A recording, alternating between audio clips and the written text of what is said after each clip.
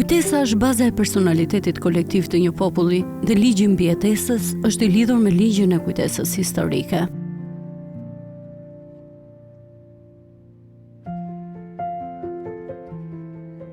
Ekspozita tematike, dokumentare dhe informuese për gjenocidin, si dhe këndi i librit me botime të Fondacionit Çamëria Hasan Tasin, kushtuar Çamërisë, ishin vetëm disa nga oazet me të cilat rrëfehej historia.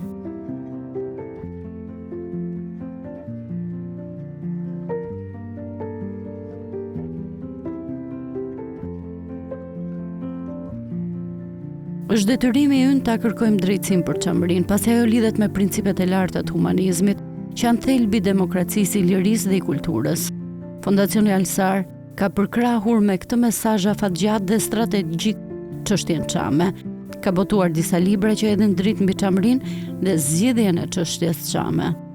Ndaj edhe zoti Mehdi Gura u shpreh se kombi shqiptar është i papjesueshëm në thelbin e vet etnik.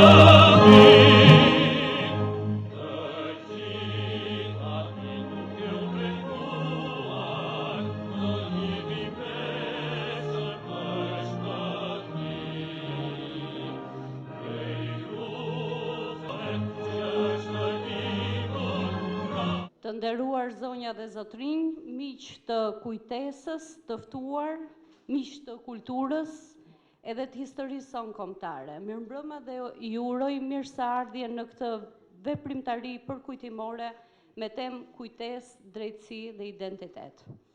Organizuar kjo nga Fondacioni Alsar në bashkëpunim me Fondacionin Çamëria Hasan Tasin dhe Shoqatën Tirana.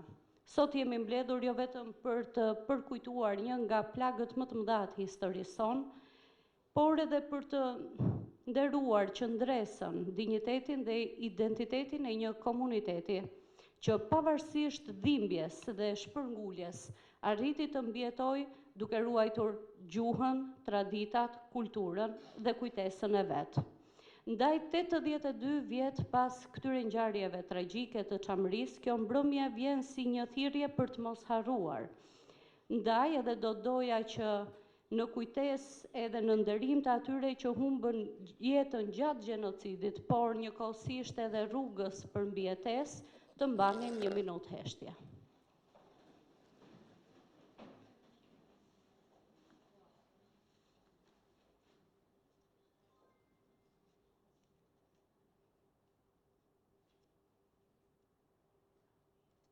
Ju falemnderit. Në këtë aktivitet do të kemi mundësim që të ndjekim reflektime historike dhe kulturore, interpretime artistike, por edhe dokumentar, ekspozita dhe dëshmi të cilat na rrëfejnë pikërisht të histori, por edhe trashëgiminë e Çamërisë, një trashëgimi që mbetet e një pjesë të çmuar e identitetit tonë. Po njëkohësisht edhe dëshmi të tjera të cilat na vijnë nga breza të ndryshëm. Midis tyre është edhe një monolog, një ikone të teatrit dhe kinematografisë shqiptare, zonjës Margarita Xhepa, të cilën ju ftoj ta ndiqni tani. Atje jam, në vendin tënë, më shpia ëndër atje, me krahët e saj. Në ëndër, më hapen portat e Çamërisë, ka përcej qafën e botës dhe mardhromën për në Çamëri. Mbilë sytë dhe ashtu eci, me sytë mbilur, se me një çdo gjatje, edhe drurët më njojnë, edhe gurët, edhe sojt më njojnë. Këmbët më shpijen në filat pastaj në Gumenic, park, Paramithi, Prevez, Margëlic, Vol, Arpic, Luarat, Spatar. Ah, moj Qamëri, të vdekurit e mi kërkoj. Ku janë të vdekurit e mi, varet parve të mi, pa ta s'më japin gjevap, të vuvosur janë sigurët. Ktheja një zërin Qamëris o dje. Monologu i nënës Çame në këto 82 vjet është vetëm zëri që na ka shoqëruar në këtë dhembje të madhe, por artistë si Mirush Kabashi recituan trëndafilit të Çamërisë. Studiues mblodhën kërkimet e tyre, historianë që botuan librat e nuk e lam vetëm këtë dhembje të madhe.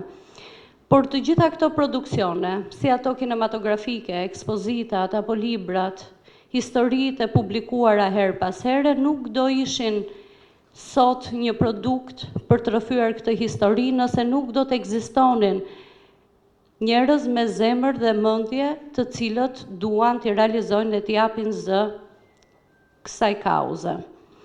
Është aktualisht Fondacioni Alsar dhe Fondacioni Qamëria Santa Asin që janë bërë së bashku edhe me shoqatën e Tiranës për të rrëfyer pikërisht këto produkte që gjejmë sot në këtë përkujtimore, si ekspozitën, po ashtu edhe produksionet kinematografike, po aq edhe botimet e vyera të cilat mund t'i gjeni secilën këtu. Ndaj do doja që tashmë fjalën ta ketë drejtuesi i Fondacionit Alsar, zoti Medi Gura.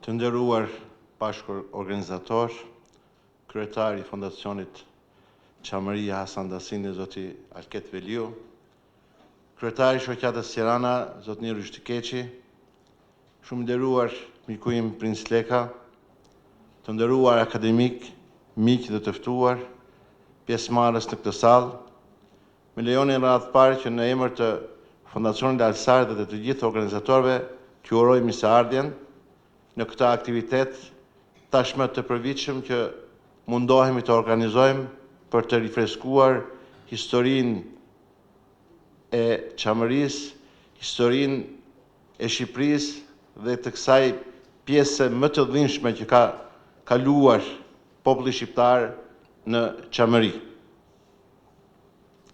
Pasditja e vonë e kësaj dite të ngrohtë vere na ka mbledhur thuajse në zemrën gjeografike të Shqiptarisë për të përkujtuar vuajtjet e një pjese tonë në të njëjtën gjak e me të njëjtat virtyte, për ta risjellë në kujtesë një thesar jetësor e kulturor pa të cilin identiteti ynë nuk do të ishte e nuk do të jetë kurrë i plot. Hapësira e gjerë pranë nesh. Me të dalë nga këtu, a i shesh që prete përcjell vizitues, festues, demonstrues e protestues, i perceptuar si i gatshëm për të përqafuar shqiptarin nga do që të vi, do të mbetet kështu, simbol i paplotësuar i mangët dhe uluk për drithërimën Çame, pa ndjerë elektrizimin e vetëvetishëm nga përmendja e fjalës Qamëri, pa u bërë mikpritëse e një tufe ngjyra shëndezura që përqafojnë një traditë të gjatë jete, kulture, besimi, përjetimi e mbijetimi. Mund të na pengojnë të gjendemi tani aty, pjesë e atij sheshi, por jo të ndjejmë veten si në të. Ne duhet me të vërtet aktivitetin që dëshiruam ta bënim jashtë kësaj salle, ta vazhdojmë me të njëjtat përmasa brenda kësaj salle për arsyet që Bashkia e Tiranës nuk na lejoj të organizohemi jashtë me shpalosin e kësaj ekspozite dhe me shpalosin e këtij aktiviteti. Në këto ditë e javë të shmuese të shpirtit të patulatur të bashkomosit tanë, te i cili është rindezur dashuria për Shqipërinë si përkushtimi i ngahershëm për familjen e tij, kjo sipërmarrje përkushtuese merr domethënie të veçantë dhe jep po aq mesazh të veçantë. Çamëria është e jona. Sa do të duan të harrohet, sa do të shkoj koha e sa do e larkët të duket pronësia shqiptare e saj. Çamet janë prej nesh, janë ndër ne e janë me ne. Sido që të lexohet historia, sido që të shkoj jeta e nga do që të hedhim roj të reja. Është amanet i pashprehur, është detyra jonë, është misioni jonë të mos e lëm të tretet kjo lidhje gjaku e shpirti, të mos shkëputet e të mos humbas një pjesë e ekzistencës sonë kombëtare, të mos na duket e huaj çfarë është në të vërtetë e përbashkëta e jonë. Të jetuarit me çamërinë në zemër nuk mund të jetë pra një zgjedhje, por paracaktim i vullosur nga vullneti i çdo shqiptari në kuptimin e plot të fjalës. Të nderuar pjesëmarrës, motra dhe vëllezër, organizimi ynë i Fondacionit Alsar, Fondacionit Çamëria Hasan Tahsini dhe Shoqatës Tirana përmbledh 3 elemente kyçe: kujtesën, drejtsinë dhe identitetin. Bashkëlidhja e tyre përkthehet në veprim aktiv për kauzën e shërbimit ndaj kombit. Çamët dhe çamëria nuk bën dot pa kujtesën, nuk mund të zbehen nëse gjenden në vetdijen e çdo kujt.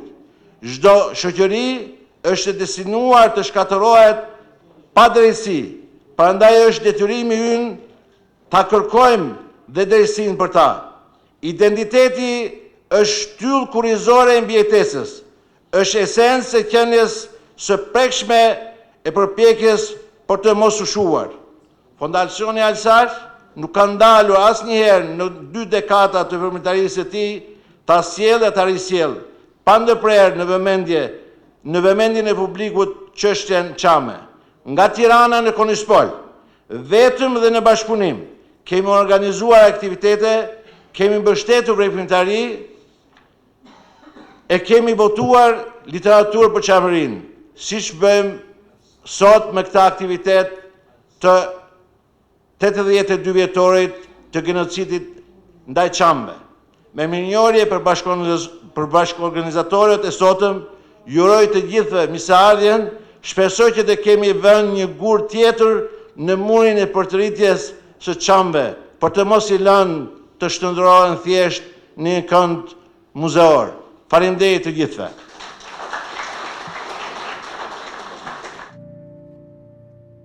I mbijetuari i gjenocidit grek, historiani dhe studiuesi i njohur Hayreddin Yusufi ishte vetëm 12 vjeç kur ndodhen masakrat, por ende i ka në kujdes episodet e gjenocidit. Ai kujtoi me zbrengash dhe emocionesh të forta momentet kur hyn forcat e rezervës në paramithi. Më 26 qershor të vitit 1944, si u boshatis qyteti martir me një histori të madhe dhe se si batalioni gjerman vendosi bashkëpunim me Zerbën.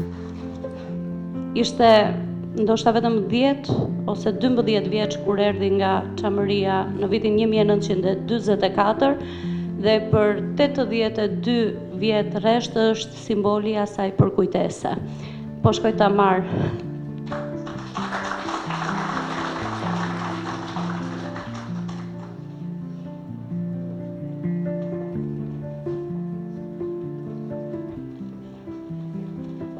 Kemi lënë këmbët rrugës, duke bredhur, kur kemi qenë të rinj.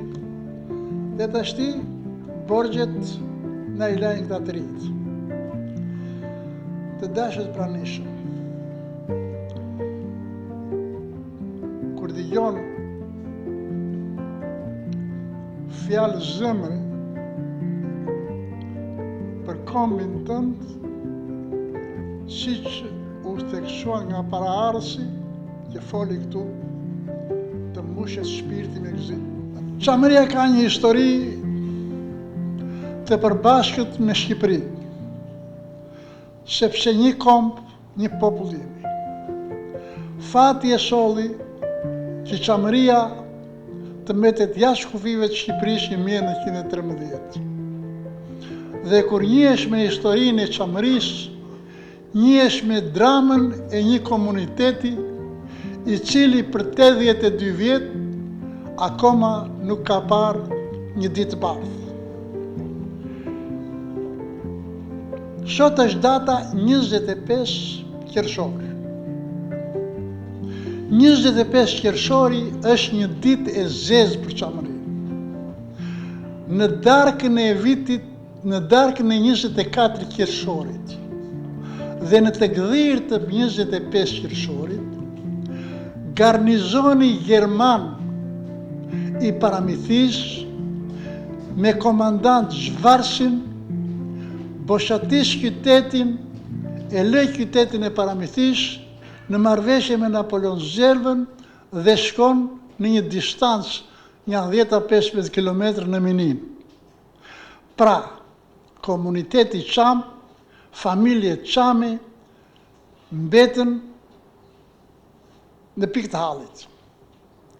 Të nesërmen, forcat e Zervës në 26 qershor e gjetën Paramithin të lirë, pas një rezistencë përkundrazi, edhe disa çamër të armatosur në mbrojtje të familjeve të tyre, që ishin në periferinë e Paramithis, nuk arritën të shkrejnë asnjë armë. E sholla për këtë shembull se jo sepse nuk ka histori Çamëria.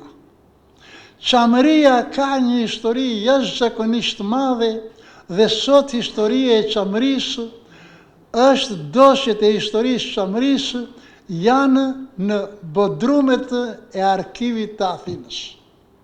Por askush nuk mund të hyjë të depertoj aty. Atje mund të hyjet vetëm me autorizimin special të Ministrisë Punëve të Brendshme. Ky person që ka bërë një libër për Paramithin është një ndër personat që u ngarkua nga Ministri i Punëve të Brendshme të Greqisë dhe nga prefekti kryetari i Bashkisë Paramithis që ishte vetë, thot Napoleon Zerva në kujtimet e tij, dhaç urdhër që ata të arrestohen, shtron, përgjigjështron, dhe të krijoj që në 13-ën lloj-lloj formash që këtë popull ta shporri nga vendet e veta, nga trojet e veta.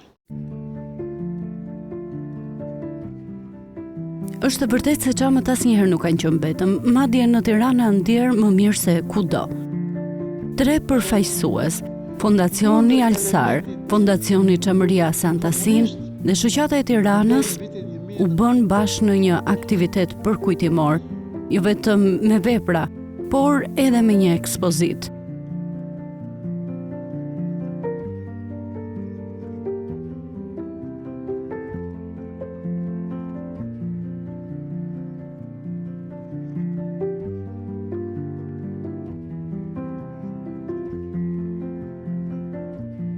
Në 82 vjetorin e gjenocidit grek në Çamëri, u firmos edhe një rezolut drejtuar forumeve të larta ndërkombëtare, Bashkimit Evropian, Gjykatës Evropiane të drejtave të njeriut, OSBE-s, si dhe 2 qeverive respektive shqiptare dhe greke, duke konsideruar çështjen Çame si çështje të drejtave të njeriut që lidhen me të drejtën ndërkombëtare.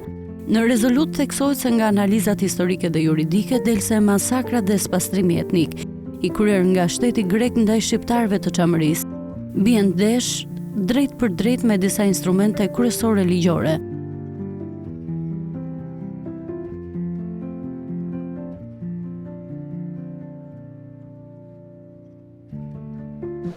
Të nderuar miq, të nderuar bashkëorganizator të këtij aktiviteti, drejtuesi i Fondacionit Alsar, zoti Medi Gura, dhe parafolsi drejtuesi i shoqatës Tirane, zoti Keqi. Sot dëgjojmë disa histori të vërteta, disa histori njerëzore, reale. Madje edhe kjo që ju sa përmendët tani në fund tregon që çamët asnjëherë nuk kanë qenë vetëm. Dhe për të përforcuar pak dhe të konstatimin tuaj që edhe pse çamët kur kanë ardhur në 44-45 në Shqipëri kanë gjetur një përkraje dhe kanë gjetur mikpritjen e vëllezërve të vetë shqiptar, mund të them pas një hezitim, pas një dyshim që në Tiranë janë ndier më mirë se kudo tjetër. Prandaj edhe unë bëra njëkohësisht ashtu se zonjat ti falenderoj të popullsi të mrekullueshme të kryeqytetit që na ka pritur të gjithëve, jo vetëm në Çamë në fakt. Besoj që gjithë popullata shqiptare nga veriu në jug, çdo krahin duhet të ndihet më njëjtë se tiranëve. Ne jemi duke mbyllur si nga aktivitetet e këtij muaji të Çamërisë që kemi quajtur qershorin e Çamërisë dhe unë ndjem shumë mirë edhe sot në këtë pjesëmarrje dhe në këtë, le të themi, këtë mori alternative të prejarkjes së njerëzve që janë në këtë sallë dhe jam i lumtur për arsyen se Çamëria nuk është vetëm, unë ndjej që nuk është vetëm një çështje e Çamëve, nuk i përket vetëm Çamëve, por i përket të gjithëve. Kemi patur aktivitete të ngjashme këtë vit kemi patur shumë fakt në disa vende. Kemi udhëtuar si Fondacion Çamëria nga Paris, në Zyri, në Maqedoni, kemi qenë në Shkupje dhe në Tetov. Njëkohësisht aktivitetet janë zhvilluar edhe në Kosovë dhe gjithmonë më shumë ne ndjejmë që në çështjen Çame ne jemi të gjithë bashkë, si shqiptar, që do të thotë që çështja Çame është një çështje e përkatësisë kombëtare shqiptare dhe jo vetëm kësaj popullsie që e ka vuajtur dhunën dhe genocidin dhe deportimin nga shtëpitë e veta pra popullsisë Çame. Unë duhet të ndaj në fakt sot me ju një mesazh që cilin e konsideroj thelbësor lidhur me këtë që tash, sepse sot ne nuk mbyllim thjesht një aktivitet. Sot riafirmojmë një angazhim të përbashkët për të ruajtur dhe për të mbrojtur identitetin ton kombëtar.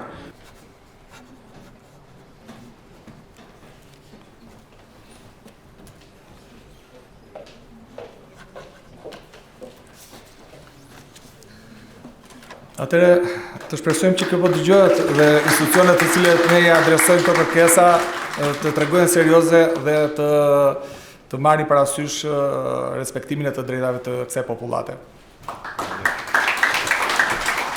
Ajo si provë të asaj çka do të vijojë më pas, pasi ashtu sikurse e tham, nuk përfundojnë këtu aktivitetet për veprimtarit përkujtimore në këtë 82 vjetor të gjenocidit dhe në kuadër të aktiviteteve kushtuar Çamërisë, ekspozita dokumentare gjenocidit Çam me përbërë nga fotografi historike gjendet këtu pranë sallës, por do të jetë pa diskutim një ekspozitë e cila do të vijojë rrugtimin e saj artistik, sepse nuk ka vetëm fotografi të cilat na kujtojnë ato vende, por ka edhe dokumente arkivore, ka dëshmi të mbijetesës, ka materiale informuese mbi historinë e Çamërisë dhe do të qëndrojë hapur për publikun edhe për këtij aktiviteti përkujtimor që po zhvillojmë sot.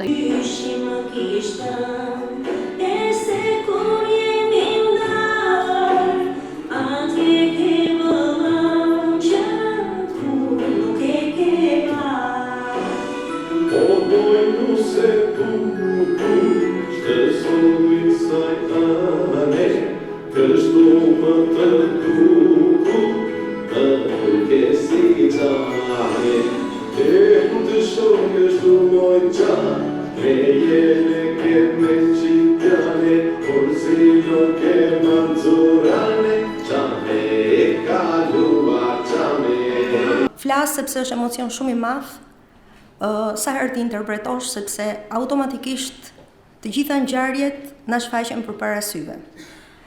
Gjithsesi, arsyeja që unë mora fjalën është një falënderim i madh për të gjithë bashkëpunëtorët tanë, duke filluar nga poeti dhe mjeshtri i fjalës Jorgo Papingji. Vazhdojmë më pas me kompozitorin e madh Edmond Xhulali, Edi Balili e shumë të tjerë të cilët me të vërtet kanë vënë shpirtin e tyre brenda këtyre, të them këngësh pak, janë vepra arti. Dhe nëse mendoni që është vetëm një këngë, fakt unë më lejoni t'ju rrëfej se përmes intervistave dhe dëshmive her pas here që ka marrë në një podcast të quajtur Çamikoj, që besoj që shumica prej jush e njihni, Ruko Sako e ka rrëfyer këtë histori të bukur. Nëse të gjithë ne duar trokisnim, ajo ishte duke qarë për motrën që la aty e që e takoi pas 40 vjetësh. Kështu që kjo këngë është një histori e vërtet. Një histori që unë e kujtoj edhe me lotët e saj. Ju falenderoj secilit.